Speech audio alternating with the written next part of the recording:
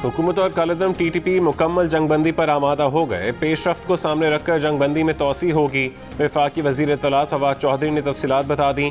बताया कि हुकूमत और कालेदम TTP से आईन पाकिस्तान के तहत मुज़ाकरात हो रहे हैं।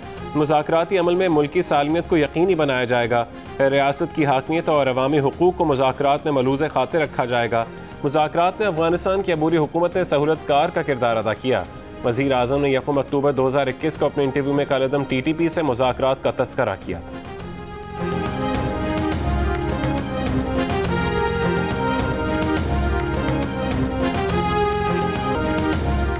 बिलावल भुट्टो ने कहा है कि सदर और वज़ीर आज़म तहरीक तालिबान से मुज़ाकरात की भीख मांगने वाले कौन होते हैं। तहरीक तालिबान से मुज़ाकरात पर ना किसी को एतमाद में लिया गया, ना कोई इत्तफाक राय हुआ। जियो न्यूज़ से गुफ्तगू में पीपल्स पार्टी के चेयरमैन ने कहा कि तहरीक तालिबान ने हमारे फ़ौजी भाइयों, फ़ौजी क़यादत और APS के बच्चों को शहीद किया।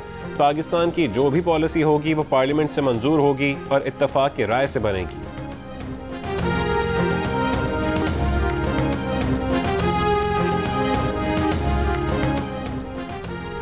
मुस्लिम लीग नून के रहनुमा एहसन इकबाल भी फवाद चौधरी की बात पर हैरान। कहा कि वज़ीर इत्तलात ने जो मौक़िफ़ दिया, ऐसा फ़ैसला कौमी सलामती ब्रीफिंग में नहीं हुआ था। हमें ये ज़रूर बताया गया कि बातचीत की पेशकश का इम्कान मौजूद है। हमें ऐसी ब्रीफिंग नहीं दी गई कि उनके साथ मुज़ाकरात मुआहदा हो चुका है। सबका इत्तफ़ाक यही था कि ऐसा कोई भी मुआहदा पार्लियामेंट की मंजूरी से होना चाहिए। जियो न्यूज़ के प्रोग्राम आज शाहज़ेब खानज़ादा के साथ में बातचीत करते हुए कहा कि हुकूमत ऐसे फ़ैसले करती है जिनके बारे में बैनुल अक़वामी मीडिया से पता चलता है।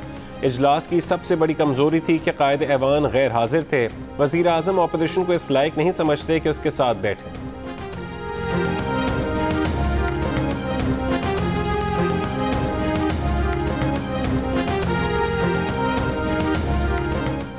पाकिस्तान अफगानिस्तान में अमन के लिए अपना किरदार और अफगान अवाम की हिमायत जारी रखेगा। अफगानिस्तान में पायदार अमन और इस्तेहकाम खित्ते में अमन और तरक्की के लिए नागुज़ीर है। पार्लियामेंट की कौमी सलामती कमेटी के इजलास का एलामिया जारी। वज़ीर दाखिला शेख रशीद ने बताया कि इजलास में ज़्यादातर अफगानिस्तान और TTP से मुताल्लिक़ गुफ्तगू हुई। वज़ीर ख़ारजा शाह महमूद कुरैशी ने कहा कि अपोजिशन रहनुमाओं को एतमाद में लिया गया। आर्मी चीफ ने सवालों के जवाब दिए। अपोजिशन लीडर शहबाज शरीफ ने कहा कि ब्रीफिंग अच्छी थी, अच्छे माहौल में सवाल जवाब हुए।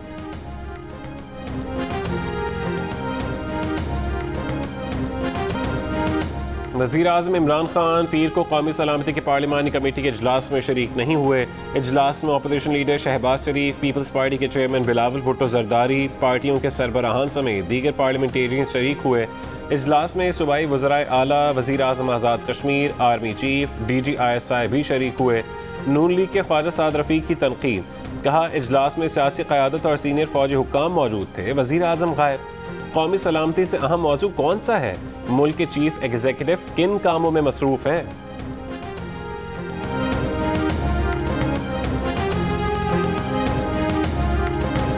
अपोजिशन लीडर शहबाज शरीफ से बिलावल भुट्टो की मुलाकात। हुकूमत के खिलाफ मुश्तरका एहतजाज का फैसला। शहबाज शरीफ ने कहा कि हुकूमत को पार्लियामान में मिलकर टफ टाइम देंगे। एहतसाब के नाम इंतकामी कार्रवाई के खिलाफ सब अपोजिशन यकसू है। बिलावल भुट्टो ने कहा कि नैब ऑर्डिनेंस और इलेक्ट्रॉनिक वोटिंग मशीन के खिलाफ अपोजिशन इकट्ठी है। नालायक और नाअहल हुकूमत को मिलकर भगाएंगे। मुआशी बहरान वो अहम नुक्ता है जिस पर अपोजिशन इकट्ठी हुई। शहबाज शरीफ के चेंबर में होने वाली मुलाकात में अपोजिशन के दीगर जमातों के नुमाइंदे भी शरीक हुए।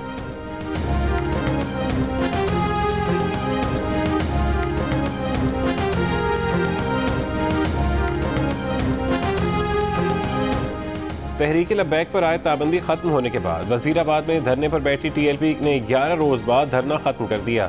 मुजाहिरीन धरना खत्म करके वापस लाहौर पहुंच गए। धरना इंतजामिया के मुताबिक फ़िलहाल शुरका घरों को नहीं जा रहे। वजीराबाद में GT रोड पर ट्रैफिक बहाल।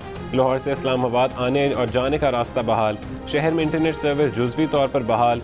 धरने के 11 दिन बाद वजीराबाद में महकमा सेहत की वैक्सीनेशन मुहिम भी मुतासर रही। वजीराबाद का सस्ता बाजार भी बंद रहा। शहर के दोनों थाने भी बंद थे। जिंदगी मुकम्मल तौर पर मामूल पर नहीं आ सकी।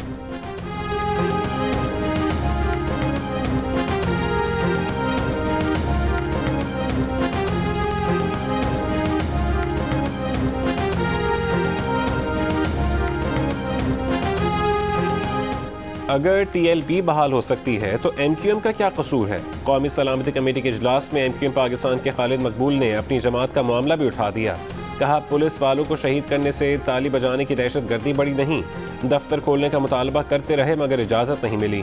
मीडिया से गुफ्तगू में रहनुमा MQM से सवाल हुआ कि कौमी सलामती कमेटी इजलास में वज़ीर आज़म क्यों नहीं आए, तो खालिद मकबूल ने जवाब दिया कि ये वज़ीर आज़म से ही पूछना पड़ेगा।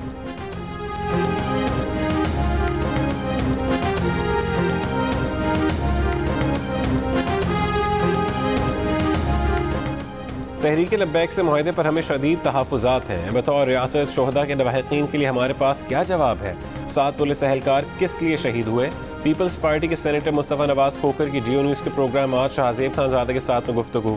कहा पंजाब पुलिस और कानून नाफिज करने वाले इदारों का मोराल पस्त है। तासुर आ रहा है कि हुकूमत ने कालेदम जमात के सामने घुटने टेक दिए। आज एक और कालेदम जमात ने कह दिया कि उन पर से कालेदम का टैग ना हटाया तो वो भी एहतजाज करेंगे।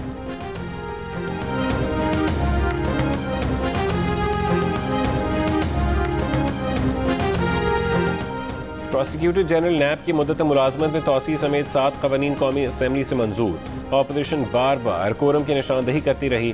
1 घंटे तक अरकान की गिनती जारी रखने के बाद बिल्स की मंजूरी का ऐलान किया गया। पीपल्स पार्टी और JUI फे की जानिब से तरमीम की मुखालफत। पीपल्स पार्टी के अब्दुल कादिर पटेल ने मुतालबा किया कि बाबर आजम वर्ल्ड कप जीत कर आएँ तो उनसे हलफ लिया जाए कि वो सियासत में हिस्सा नहीं लें।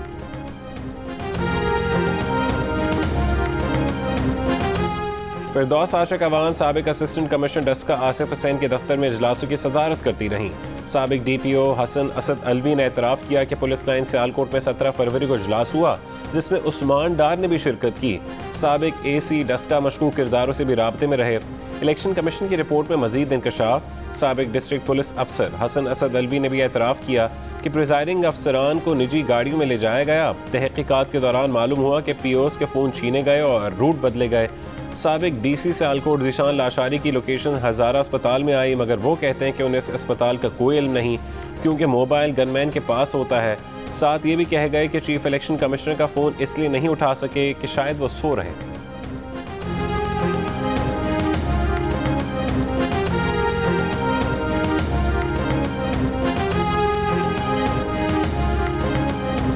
पाकिस्तानी एंटरटेनमेंट की तारीख रकम करने वाली 7 स्काई एंटरटेनमेंट की ड्रामा सीरियल खुदा और मोहब्बत एक जज्बाती मोड़ पर अपने चाहने वालों को सोगवार छोड़कर हसीन यादों के साथ रुखसत हो गई।